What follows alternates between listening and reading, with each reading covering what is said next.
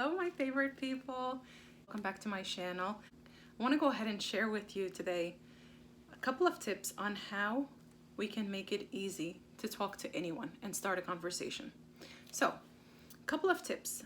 But before we do that, let me tell you why it's actually important for us to know how to speak to anyone. It's very important for us to be able to start a conversation and being able to speak to anyone freely, because this is how people get to know us and how we get to know people.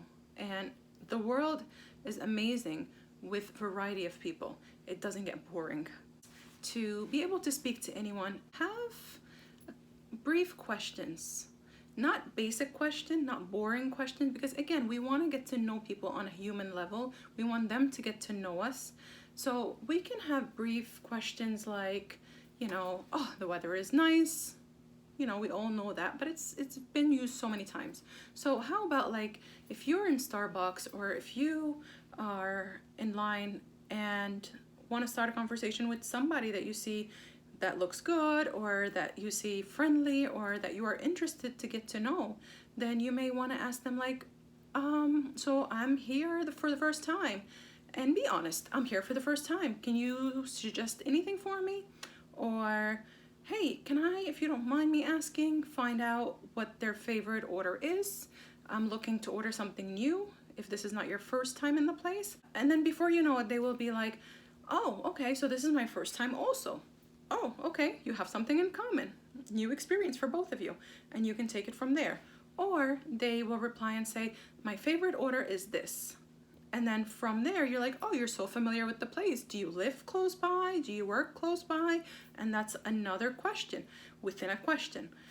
And from there, you can take it away. If it's your first time to invite somebody over to your house, say it's your husband's friends and you don't know them, it's somebody that you've met outside of work or inside work and you want to get to know them better, and it's your first time in your house, delay doing one activity like cutting the salad or baking a cake or pouring the drinks until they come over, and then ask for help. Say, hey, can you come and help me in the kitchen?